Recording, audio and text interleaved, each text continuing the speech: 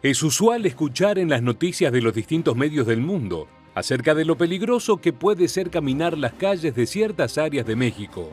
Cierta parte de esa inseguridad está relacionada con los distintos cárteles que azotan la nación y la gran rivalidad que existe entre ellos. Sin embargo, una de estas agrupaciones decidió dar un paso sin precedentes que la distingue absolutamente del resto. En el año 2019, el Cártel de Jalisco Nueva Generación, conocido como el CJNG, oficializó la creación de su grupo élite. Estamos hablando de una organización paramilitar con más de 70 miembros armados, con infraestructura bélica y tan capacitados como entrenados para enfrentarse a lo que podía ser una potencial guerra, ya sea frente a los demás cárteles como hasta con el propio ejército mexicano. En el año 2020, el grupo élite se dio a conocer al mundo y las respuestas del Poder Ejecutivo mexicano no tardaron en llegar, así como tampoco faltaron los duros enfrentamientos con sus cárteles enemigos.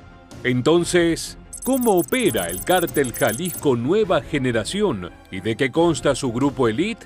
No te muevas de tu pantalla porque en los próximos minutos te contaremos todo acerca del grupo élite del Cártel de Jalisco Nueva Generación, la agrupación que sorprendió al mundo con su incursión en el universo paramilitar. ¿Estás listo? Pues entonces, ¡comenzamos!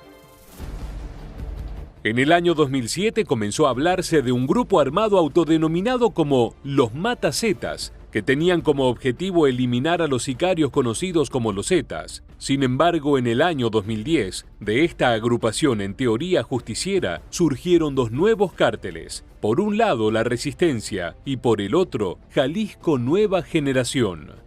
Dentro de sus primeras palabras a la prensa, sus miembros manifestaron: Jalisco, tierra de libertad y gente de trabajo. Muerte a los secuestradores y extorsionadores. Aquí en Jalisco no permitiremos que quieran entrar otros grupos que quieran imponer su explotación. De todas formas, con el correr del tiempo, se pudo observar que el Cártel Jalisco Nueva Generación no se diferenció en lo absoluto de sus enemigos y que también incursionó activamente en secuestros y extorsiones en las zonas del puerto de Veracruz y Boca del Río. También fueron responsables de múltiples incendios de autos particulares para hacer bloqueos frente al ejército mexicano, junto con asesinatos de policías y funcionarios políticos. Otro dato importante acerca de esta agrupación es que está liderada por uno de los hombres más buscados no solo por México, sino que también por Estados Unidos. Su nombre es Nemesio Oseguera Cervantes, pero es conocido como el Mencho. Luego de la muerte del reconocido narcotraficante Chapo Guzmán, el líder del CJNG se convirtió en el principal objetivo de búsqueda y Estados Unidos ofreció una recompensa de $10 millones por cualquier información que conduzca a su arresto y condena. Seguramente esta abultada suma se deba a que el Mencho es acusado por tráfico de drogas, posesión ilegal de armas de fuego y participación en el crimen organizado. A su vez, varios informes de inteligencia lo ubican como el artífice de una escalada terrorista en distintas ciudades mexicanas desde el año 2015. Dicha investigación también lo señala como responsable del tráfico de drogas, no solo dentro de su región, sino también a lo largo de Europa, Asia, América y África. Según se ha podido comprobar, el CJNG opera activamente en países como Argentina, Brasil, Japón y Gibraltar. El Cártel de Jalisco estuvo involucrado en distintos incidentes, tales como el secuestro de Alfredo e Iván Archibaldo, hijos del Chapo Guzmán, en agosto de 2016, o lo que se conoció como la masacre de Minatitlán en el año 2019, en el que ingresaron a un bar en dicho municipio de Veracruz, donde se celebraba el cumpleaños de una mujer conocida como La Becky, presunta aliada de los Zetas. Segundos después, abrieron fuego y asesinaron a 14 personas. Ese mismo año, luego de un largo periodo recorrido desde su fundación, decidieron dar un nuevo paso en su desarrollo como cártel y crearon lo que se conoció como Grupo de Élite. Se trata del brazo armado integrado por hombres con entrenamiento paramilitar. Según se ha podido conocer, el escuadrón está integrado por más de 75 miembros, divididos mayoritariamente entre las regiones de Guanajuato, Michoacán y Zacatecas. Según algunas fuentes, su creación está directamente relacionada con el objetivo de disputar diversos territorios con los cárteles Santa Rosa de Lima, los Viagras y la familia michoacana. En las pocas imágenes que se han podido conocer, se ha descubierto que cuentan al menos con un arsenal de 80 armas, entre ametralladoras, fusiles y lanzagranadas. Toda esta infraestructura está acompañada por como mínimo 20 vehículos comerciales con blindaje artesanal y otros 3 que llevan inscripta la leyenda Fuerzas Especiales Grupo Elite CJNG.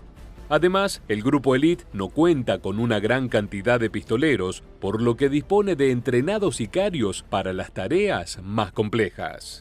Esta facción del Cártel de Jalisco está liderada por Juan Carlos Valencia González, famoso por sus múltiples alias, R3, el JP y el 03. Algunas versiones indican que se trata del hijastro de El Mencho y del hijo de Armando Valencia Cornelio, fundador del Cártel del Milenio. En el año 2020, Valencia González fue acusado en el Tribunal del Distrito de Columbia, Estados Unidos, por delitos de conspiración y distribución de una sustancia controlada con el propósito de importación ilegal. Al igual que su padrastro, la información de su captura también es altamente recompensada con una suma de $5 millones. El gobierno mexicano aseguró que el JP creó 2 grupos de élite llamados el RR y el Grupo Delta, pero no dio más información al respecto. Fue recién en el año 2020 cuando el mismo Cártel de Jalisco publicó videos sobre el Grupo Elite que se supo a ciencia cierta sobre su existencia. Allí se pudo ver no solo la infraestructura recién detallada, sino que también una amenaza explícita al líder del Cártel de Santa Rosa de Lima, José Antonio Yepes, conocido como El Marro. Luego de la publicación de estos videos, la palabra de Andrés López Obrador, presidente de México, no se hizo esperar. Que quede muy claro, no a la guerra, sí a la paz. Ya sabemos lo que la guerra ocasiona y siempre se va a proteger a la gente sin violar derechos humanos. A su vez, no dudó en calificar la acción del Cártel de Jalisco como propaganda por dar a conocer a la sociedad no solo su creación, sino también sus vehículos y armamentos. Por otro lado, se mostró disgustado con la reacción del periodismo, que en su consideración fue cómplice de los criminales al hacer apología e instar a la confrontación. Luego de anunciada su gestación, fueron conocidos algunos casos que tuvieron al Grupo Elite como protagonistas. En octubre de 2021, en un parque del municipio de Celaya, en el estado de Guanajuato, asesinaron a 2 personas, provocando el caos entre los civiles que se encontraban en el lugar público. Un mes antes, 13 integrantes de dicha facción, entre los que se encontraban 3 adolescentes, fueron detenidos por las fuerzas mexicanas en la misma región.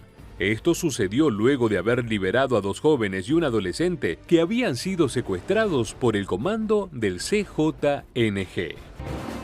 Es así como llegamos al final del video y queremos preguntarte, ¿crees que la creación del Grupo Elite del CJNG puede ser solo el comienzo de la gestación de diversas agrupaciones paramilitares originados por otros cárteles? Desde hace décadas México se ve asolado por el enorme negocio del narcotráfico, dominado por grandes organizaciones criminales denominadas cárteles, cuya extensión se ha vuelto global mientras luchan por dominar partes cada vez más grandes del mercado. Quizás el más importante y peligroso de estos sea el Cártel de Sinaloa, un vasto imperio que comenzó a forjarse en la década de los 60, pero que cimentó su poder actual a partir de 1987. También conocido como el Cártel del Pacífico, este ejército mafioso fue llevado a la cima del crimen internacional de la mano del legendario Chapo Guzmán, Ernesto Fonseca Carrillo y Miguel Ángel Félix Gallardo, quienes establecieron las bases más sólidas en materia de producción y distribución de narcóticos entre México y Estados Unidos. Tras una sangrienta historia que data de casi 60 años, el Cártel de Sinaloa se encuentra dividido en varias facciones que compiten por el poder, y la detención de uno de sus últimos capos, Ovidio Guzmán, no ha hecho más que aumentar las fracturas. Acompáñanos en un nuevo episodio de Militarmente para conocer la historia del Cártel de Sinaloa y el posible futuro, luego de la captura de su último referente a nivel federal. Aunque el cártel de Sinaloa fue fundado oficialmente en 1987, su historia se remonta a la década de 1960, cuando un solo hombre decidió establecer rutas para traficar marihuana y opio a través de la frontera entre México y Estados Unidos. Pedro Avilés Pérez comenzó su carrera de narcotraficante enviando a granjeros con pequeños paquetes de drogas bajo el brazo a través de la aduana estadounidense, que por aquellas épocas no revisaba los equipajes de mano. Pocos años después, los opiáceos y la marihuana habían calado tan profundo en Estados Unidos que las autoridades sancionaron una ley para prohibir tanto la tenencia como su consumo.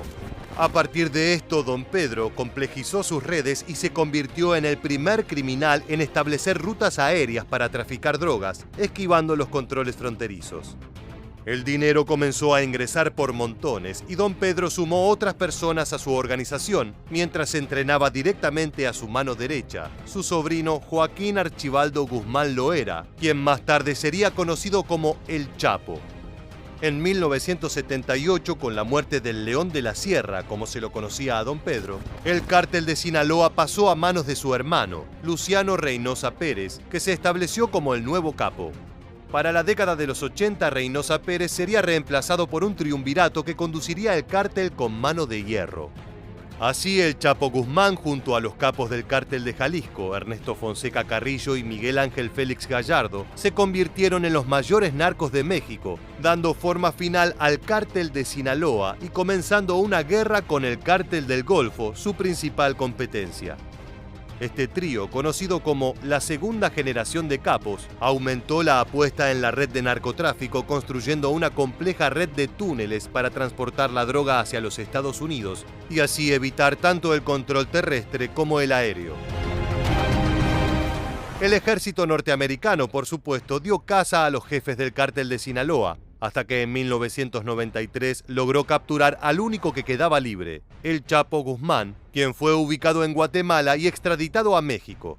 No obstante, en 2001 el Chapo escapó de la prisión y recuperó la jefatura del cártel. El nuevo siglo benefició enormemente a los sinaloas, que extendieron su poder en la mitad de los estados de México, además de tejer sus redes mucho más allá de la frontera del país. La droga ya no solo se producía en la región del norte, cerca de la frontera, sino que el cártel había labrado alianzas con el Clan del Golfo de Colombia y grupos disidentes de las FARC que le proveían de cocaína para transportar hasta los Estados Unidos.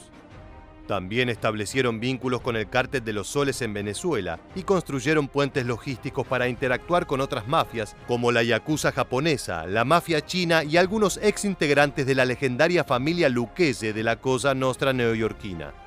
Hay quienes aseguran que el cártel de Sinaloa llegó a estar involucrado en el 70% del tráfico de drogas a escala global, llegando a actuar incluso en África Occidental. Los métodos del CDS son reconocidos entre los más sangrientos y brutales de todo el crimen organizado mexicano, especialmente en las épocas del ascenso del Chapo Guzmán, de quien se dice que llegó a contratar médicos para mantener con vida a un sicario del cártel de los Beltrán Leiva solo para poder extender las torturas sobre su cuerpo. Los asesinatos, fosas comunes y enfrentamientos callejeros poblaron los estados del norte mexicano. Desde brutales golpizas y ejecuciones hasta enterrar vivos a sus enemigos, los hombres del CDS llevaron el terror al corazón de sus enemigos. Por supuesto, no se puede tener operaciones de tal vastedad sin ganarse un par de enemigos poderosos. Además de cárteles rivales como el Golfo, los Zetas, Juárez y los Arellano Félix, Sinaloa fue extremadamente perseguido por el gobierno mexicano y el estadounidense. La DEA asoló sin descanso al CDS hasta el punto de que capturaron 3 veces al Chapo Guzmán, en 1993, 2014 y la última en 2016.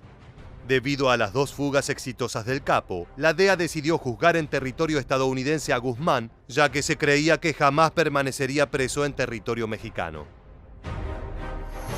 La captura del Chapo significó una ruptura en el liderazgo del CDS, que se fracturó en varias partes, que disputan el poder entre sí, aunque el grueso de efectivos y capos se mantuvieron fieles a la rama principal, conducida por los hijos del Chapo Guzmán, conocidos informalmente como los Chapitos.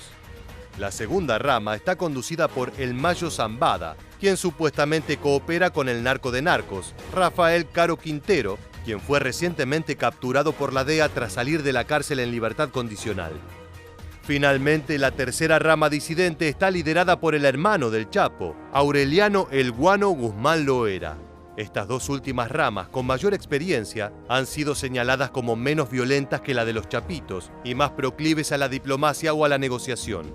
No obstante, la división interna del cártel ha causado cientos de luchas armadas, atentados y muertes en al menos 17 estados mexicanos. El futuro de esta organización criminal aún está poco claro, ya que a comienzos de 2023, Ovidio Guzmán, uno de los principales líderes entre los chapitos, fue capturado en Culiacán.